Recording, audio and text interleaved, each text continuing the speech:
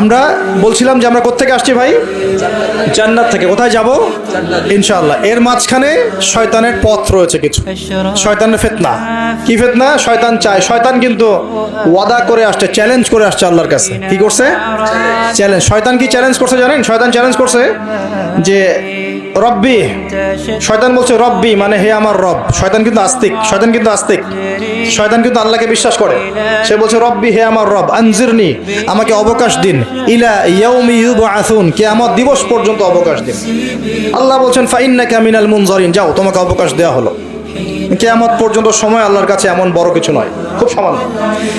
এবার সে বলছে রব্বি ফাবিমা আগওয়াইতানি, হে আল্লাহ যে আদমের জন্য আজকে আমাকে জান্নাত থেকে বের করে দেয়া হলো সিজদা না করার কারণে, লা আকুদান্না লাহু সিরাতাকাল মুস্তাকিম, ওই আদমকে জাহান্নামে নেয়ার জন্য আমি সরল পথে ওত পেতে বসে থাকবো।